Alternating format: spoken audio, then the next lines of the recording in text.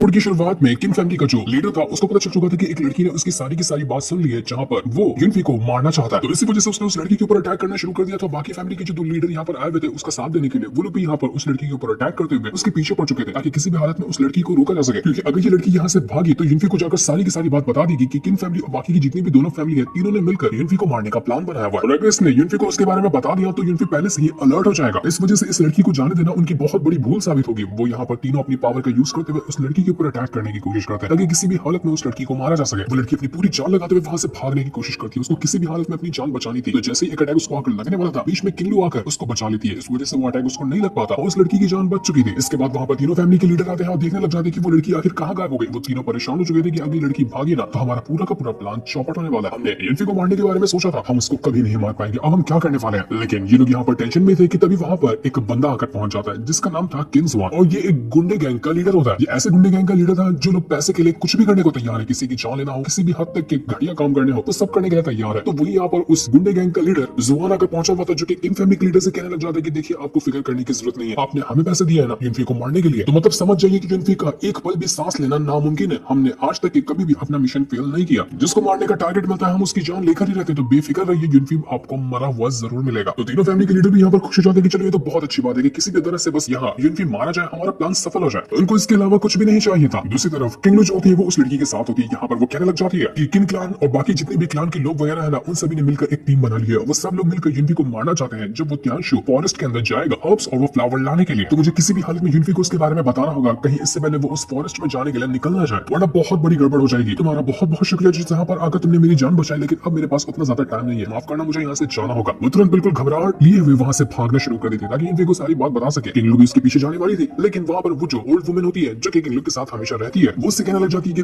देखिए आप नहीं जा सकती, आप पिछली बार भी युनफी के पीछे गई थी, आपके पीछे मुसीबत पड़ चुकी थी, इसलिए मैं आपको जाने नहीं दूंगी। लेकिन किंगलू कहने लग जाती कि देखिए ओल्ड मास्टर प्लीज ये आखिरी बार है, मुझे जाना होगा युनफी के पास, मुझे उसको बचाना है, मैं नहीं चाहती कि उसको कुछ हो जाए, तो इस बार आप प्लीज मुझे मत रोकिए। इतना कहने के बाद किंगलू तो वहां से जा चुकी थी ताकि युनफी को बताया जा सके कि उसके ऊपर कितना बड़ा खतरा आने वाला है। दूसरी तरफ हम युनफी को देखते हैं, वो त्यांशु फॉरेस्ट के अंदर जाने के लिए निकल चुका था। उसके साथ यूई और जाओमो भी होते हैं, जहां पर युनफी ने यूई को एक टेक्निक सिखा कर रखा था जिसका नाम था हीरोइक ब्लास्ट। तो वो उसी टेक्निक को सीख रही होती है कि जैसे ये टेक्निक एक्टिवेट होती है ना, तो हाथ के अंदर से एक अजीब सा ब्लास्ट क्रिएट होता है जिसकी मदद से हम किसी को भी सामने वाले को उड़ा सकते हैं, थोड़ा सा दूर जाकर वो गिर जाएगा। तो यही वाली टेक्निक यहाँ पर यूई सीख रही थी, लेकिन वो सीख नहीं पाती। तो जाओमो उसका खूब मजाक उड़ाता है कि देखो मैं बताता हूँ कि किस तरह से इस टेक्निक को सीखा जाता है। तो वो टेक्निक सीखने के बहाने यूई को किस करने की कोशिश करता है। तो ये देखकर यूई तुरंत ही हीरोइक ब्लास्ट टेक्निक को यूज करती है और इस टेक्निक का यूज करते हुए जाओमो बेचारे को उड़ाकर दूर फेंक चुकी थी, जिस वजह से बेचारे की हालत खराब हो जाती है और वो दूर पेड़ से जाकर टकरा जाता है। युनफी कहने लग जाते हैं कि अरे यार बस करो, इतना लंबा तुम लोगों को वहां से यहाँ तक लेकर आया, लेकिन तुमने 2 मिनट भी अपना मुंह बंद नहीं किया, दोनों हो की बस बक बक बक बक करते रहते हो। पास में एक छोटा सा गांव है, हमें पहले वहां चलना है, वहां जाकर कुछ वेपन वगैरह लेंगे, उसके बाद बीस्ट वगैरह हमको मारने के लिए और फ्लावर को लाने के लिए हम निकलेंगे। तो बिना टाइम वेस्ट किए चलो हमें चलना है उस गांव के अंदर। तो इसके बाद सारे के सारे लोग वहां से उस गांव की तरफ बढ़ना शुरू कर चुके थे। ये एक छोटा सा गांव होता है जहां पर कुछ 100 के करीब लोग रहा करते थे, लेकिन ये टाउन जाना जाता है अपने ही खास तरह के वेपन वगैरह के लिए।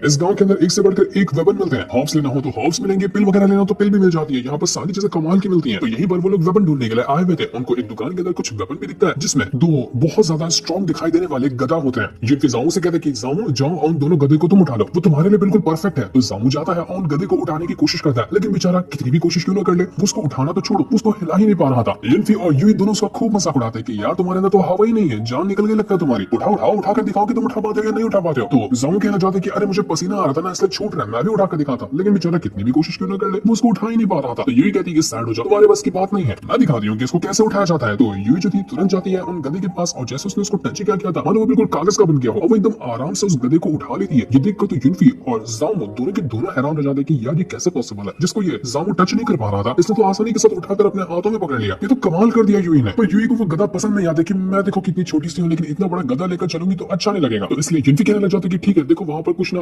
अच्छे ब्लेड वगैरह रखे हुए हैं, तो तुम एक काम करो, तो उनको ले लो, तो तुम्हारे पर बिल्कुल सूट करेंगे। तो ये सुनने के बाद यूई जो थी वो सीधा गधा फेंक कर मारती है उसी जामो की तरफ, जिसमें से उसके पैर पे जाकर गिरते हैं, उसके पैर की हड्डियां टूट चुकी थी। बेचारा दर्द से चिल्लाने लग जाते कि हाय मेरी टांग तोड़ दी हुई तुमने। युनफी कहता कि देख जामो तुझे किसी भी हाथ में वो गधा ही यूज करने हैं, तो उसको उठा कैसे भी करके अपने साथ लेकर चल, क्योंकि वो तेरे पर परफेक्ट सूट करेगा। तो ना चाहते हुए बेचारे जामो को वो गधा लेना ही पड़ता है और एक वो उठाता है और दूसरा आराम से यूई उठा कर लेकर आगे बढ़ रही थी। ये तीनों वहां से आगे बढ़ना शुरू कर देते हैं। तो यूई युनफी से कहती है कि तुमने कोई वेपन नहीं लिया, तुम्हें क्या कोई वेपन नहीं चाहिए। तो युनफी कहने लग जाता है कि मुझे अभी तक की वैसा कुछ खास वेपन नजर नहीं आया, अगर मिलता ना तो मैं जरूर वैसा कोई वेपन ले लूंगा। तो इसी तरह के वेपन को मैं यहाँ पर ढूंढ रहा हूँ। अब उनको यहाँ पर नजर आता है कि एक बंदा है जो कि बाजार में अच्छे वेपन बेच रहा है। उसका कहना ये होता है कि मैं यहाँ पर ना अपने सबसे कीमती वेपन को बेचने के लिए आया हुआ, वो भी बिल्कुल सस्ते दाम में, क्योंकि मेरे फादर की तबीयत बहुत ज्यादा खराब है और मुझे इलाज के लिए पैसे चाहिए। तो लाखों के क्रिस्टल की कीमत वाले मैं कुछ 100 सिक्कों में ही बेच रहा हूँ। लोगों ने इस चीज को देखकर तो उसके ऊपर इल्जाम ही लगाना शुरू कर दिया था कि तुम यहाँ पर नकली बेच रहे हो, तभी तो तुम इतने सस्ते में बेच रहे हो। वो ना जिस तरह के वेपन तुम बेच रहे हो ना 10,000 स्पेशल क्रिस्टल से कम नहीं आते हैं। वो बेचारे लोगों को क्या रहा था कि मेरे एंसेस्टर वगैरह ने ना जनरेशन को पास किया है ये वेपन, इसलिए ये वेपन बिल्कुल भी झूठ नहीं है, मैं नकली सामान नहीं बेच रहा। लेकिन जब वहां पर उन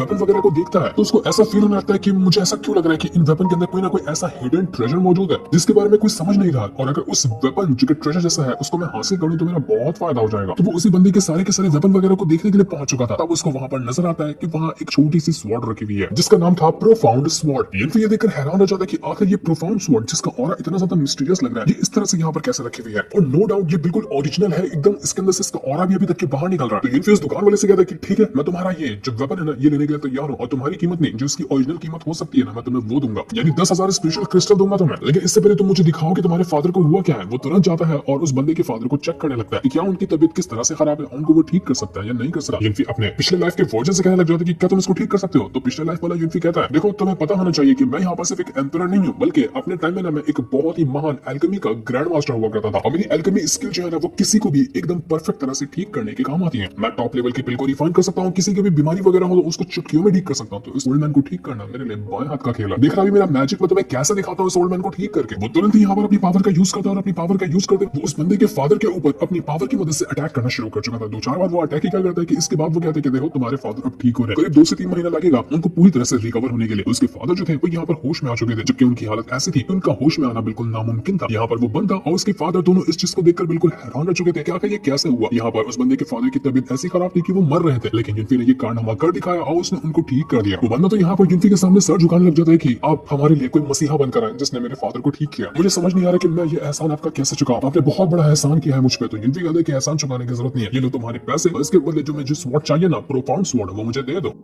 यूनफी वहां पर पैसों के बदले वो प्रोफाउंड स्वॉर्ड लेता है और उसको लेकर वो वहां से निकल चुका था। उसको बहुत अच्छा लगता है कि कमाल की स्वॉर्ड मेरे हाथ लगी है। और तभी वहां पर एक ओल्ड मैन आ जाता है जिसका नाम लिन लाओ था और इसकी कल्टीवेशन लेवल होती है अर्थ रैंक का लेटेस्ट स्टेज। वो यहाँ पर आकर कहना चाहते हैं कि देखो ये स्वॉर्ड ना मेरा यंग मास्टर है जिसका नाम शियाओ है, उसको पहले पसंद आई थी, तो इसलिए ये प्रोफाउंड स्वॉर्ड मैं ले रहा हूँ और मैं अपने यंग मास्टर को देना चाहता हूँ। बेहतर होगा तुम्हारे लिए कि तो अपने हाथ पीछे करो और ये स्वॉर्ड मेरे हवाले कर दो। अगर तुम यहाँ से अपने 2 पैरों पे जाना चाहते हो तो, वरना अगर मुझसे पंगा लेने की कोशिश की तो तुम्हारा वो हाल करूंगा जो तुमने सपने में भी नहीं सोचा होगा। यहाँ पर ये चीज सुनकर यूनफी के दिमाग में आग लग जाती है। मैंने यहाँ पर इस बुढ़ाऊ से के पंगा लिया नहीं है, लेकिन इसके बात करने का जो तरीका है ना वो मुझे बिल्कुल पसंद नहीं आया। और मैं यहाँ पर कहना चाहता है कि मेरा जो यंग मास्टर है ना उसका नाम है शियाओ और वो इस गांव का जो प्राइम मिनिस्टर है उसका बेटा है। तुम्हें पता होना चाहिए कि वो शियाओ कितना ज्यादा कमाल का है, लोग उसका नाम सुनकर डर जाते हैं। और सच में ऐसा ही होता है, जैसे ही उसका नाम सभी को पता चला था वहां पर जितने भी लोग मौजूद थे तुरंत अपनी जान बचाकर वहां से भागना शुरू कर चुके थे। पूरा यहाँ पर एरिया जो था वो बिल्कुल खाली हो चुका था। इसके बाद वो शियाओ जो होता है वो धीरे धीरे करते हुए यूनफी की तरफ बढ़ने लग गया था ताकि उससे वो स्वॉर्ड हासिल कर सके। लेकिन जैसे वो चल रहा होता है उसका चलना बिल्कुल अजीब था, वो बिल्कुल कमर मटका मटका कर चल रहा था जैसे कि बिल्कुल एक कोई छक्का चलता है, और उसके बात करने का तरीका भी बिल्कुल छक्कू जैसा ही था। तो ये देखकर वो जामो और यूई तो बिल्कुल अजीब सा फील करते हैं कि इयो यार ये क्या है। हमें तो लगा था कि इसका यंग मास्टर कोई स्ट्रॉन्ग बंदा होगा, लेकिन ये तो कुछ और ही निकला। शियाओ कहने लग जाता है, मतलब कहने लग जाती है, दोनों हम उसको कह सकते हैं कि जो चीज मुझे पसंद आती है ना मैं उसको लेकर ही रहता हूँ। तो यूनफी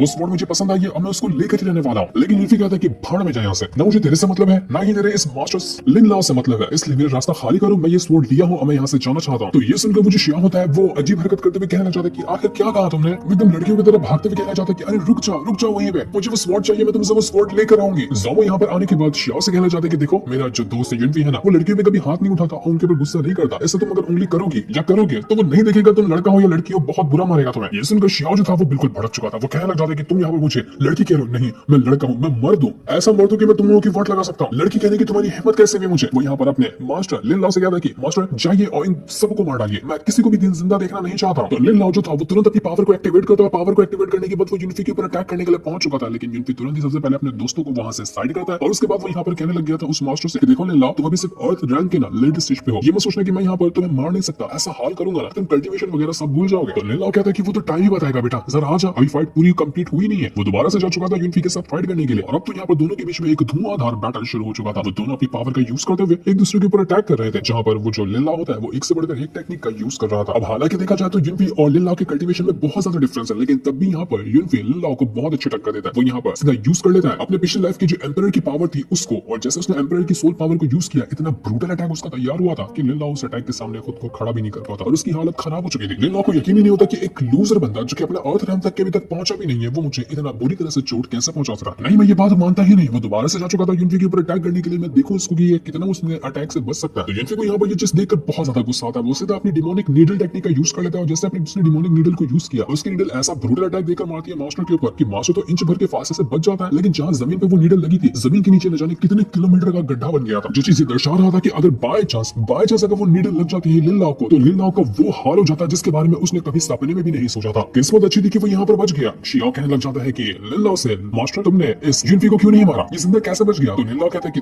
देखिए यंग मास्टर, ये बंदा ना थोड़ा सा अजीब है, मानता हूं कि इसकी कल्टीवेशन इतनी स्ट्रांग नहीं है, मेरे से काफी लेवल नीचे है, लेकिन तब भी ये मुझे बहुत अच्छी टक्कर दे पा रहा है। इसका ओरिजिन क्या है, इसकी पावर कैसी है, इसका पता लगाने के बाद ही मैं इससे बदला ले सका। तो यहाँ पर शियाओ रोने का नाटक करते हुए कहना चाहता है कि मुझे वो प्रोफाउंड स्वॉर्ड चाहिए, मुझे किसी भी हालत में आपको वो ला कर दीजिए, वरना मैं अपने आप को सुकून से नहीं रख पाऊंगा। तो लिन लाओ कहना चाहता है कि तुम्हें फिक्र करने की जरूरत नहीं है, मैं कोई ना कोई तरीका ढूंढ निकालूंगा जिसकी मदद से मैं तुम्हें वो प्रोफाउंड स्वॉर्ड ला कर दूं। क्योंकि तब तक तो युनफी वहां से कब का निकल चुका था। लिन लाओ को साथ ही साथ ये भी प्लान था कि युनफी के पास किस तरह की टेक्निक है जिसकी मदद से वो इतना लो लेवल पे होने के बावजूद भी उसको अच्छे से टक्कर दे पा रहा था, वो टेक्निक भी हासिल कर लेगा। इसी वजह से वो युनफी को किसी भी हालत में ढूंढ नहीं वाला है।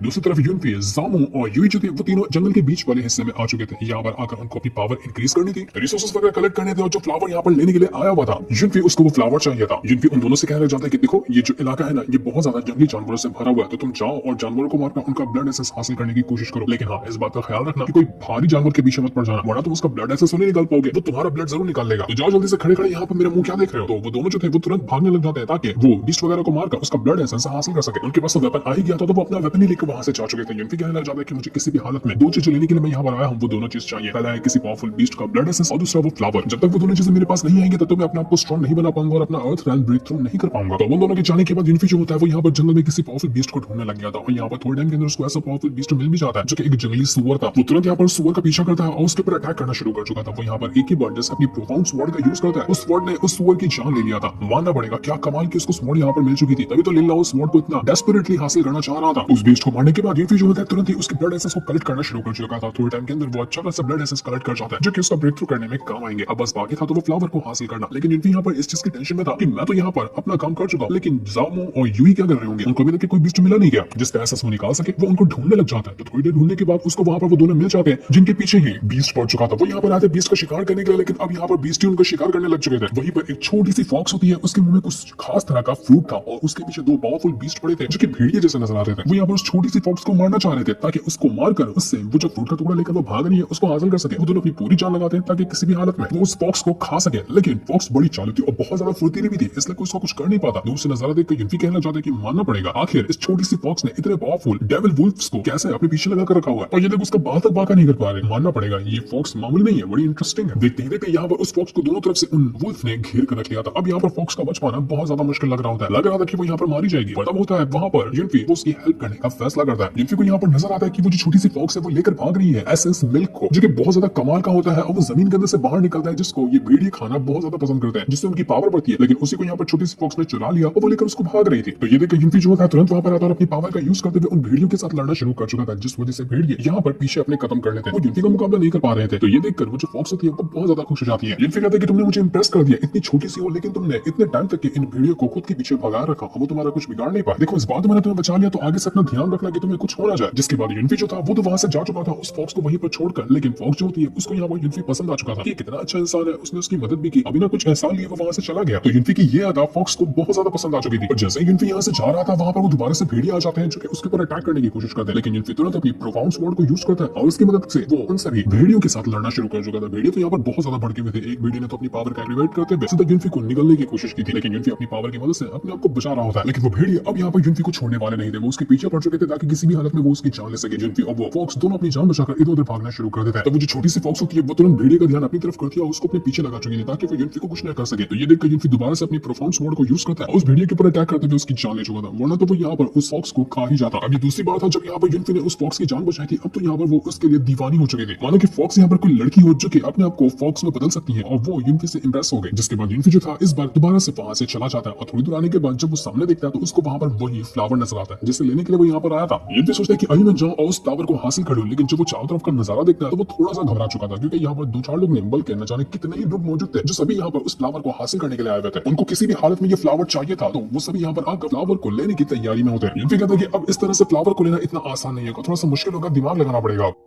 तब वहां पर शिया भी आ जाता है अपनी अदाओं से और अपने कमर को भटकाते हुए कि साइड हो जाओ तुम लोग यहाँ से, मैं प्राइम मिनिस्टर का बेटा हूँ और मैं यहाँ पर आ चुका हूँ उस फ्लावर को लेने के लिए। ये फ्लावर तो मेरा ही होगा, तुम जैसे एरा गैरों की यहाँ पर जरूरत नहीं है। और जैसे वो उस फ्लावर को लेने के लिए जा रहा था, वहां पर कुछ जंगली सुअर आकर उसको उठाकर दूर फेंक देते हैं। यही मौका देखकर बाकी के जितने लोग थे वो सभी एक साथ चले जाते हैं ताकि उस फ्लावर को हासिल कर सके। एक साथ न जाने कितने लोग टूट पड़े थे फ्लावर को लेने के लिए। और जैसे वो फ्लावर के करीब आ रहे थे और उस फ्लावर को निकाल के आते थे, इससे पहले ही जिस समुद्र के अंदर ये फ्लावर उगा हुआ था उसके अंदर से एक बहुत ही ज्यादा पावरफुल क्रोकोडाइल बाहर निकल कर आता है। ये क्रोकोडाइल कोई मामूली नहीं था, दुनिया में जितने भी पावरफुल बीस्ट वगैरह है ना, उनकी रैंकिंग के नंबर 9 पे आता है। इतना ज्यादा पावरफुल क्रोकोडाइल छुपा हुआ था इस पानी के अंदर जो कि उस फ्लावर को प्रोटेक्ट करता है। तो अब यहाँ पर उसके रहते हुए फ्लावर को हासिल करना किसी के लिए भी नामुमकिन था। वो क्रोकोडाइल कितने को वैसे ही निकल जाता है। तो ये देखकर बाकी लोग अपनी जान बचाकर तुरंत वहां से भाग चुके थे कि हमें यहाँ पर इस क्रोकोडाइल का निवाला नहीं बनना, फ्लावर नहीं चाहिए, लेकिन हमें मरना नहीं है। जैसे जैसे कुछ लोगों ने अपनी जान बचा ली थी और कम से कम आधे लोग को तो यहाँ पर क्रोकोडाइल एक बार के अंदर ही निगल चुका था। सब समझ चुके थे कि क्रोकोडाइल के सामने फ्लावर को लेना नामुमकिन है। यूनफी भी चीज देखता था, वो समझ चुका था कि भाई ये करना बहुत मुश्किल होगा। अब तो यहाँ पर दिमाग लगाने से भी नहीं, कुछ और ही करना पड़ेगा जिसकी मदद से मैं फ्लावर को हासिल कर पाऊं। तो वहां पर लेलाओ भी होता है, वो बाकी के जितने भी बंदे थे उन सभी से कहने लग जाते कि देखो हम सबको पता है कि अकेला कोई इंसान ना उस क्रोकोडाइल का मुकाबला नहीं कर सका, वो मरेगा और हो सकता है कि बाकी के लोग भी यहाँ पर मर जाएंगे। तो देखो हम सब यहाँ पर मौजूद है, एक काम करते हैं, सबसे पहले जाते हैं एक साथ मिलकर क्रोकोडाइल के ऊपर अटैक करते हैं और क्रोकोडाइल को मारने की कोशिश करेंगे। एक बार अगर क्रोकोडाइल मर जाता है तो उसके बाद हम सब वापस से मुकाबला करेंगे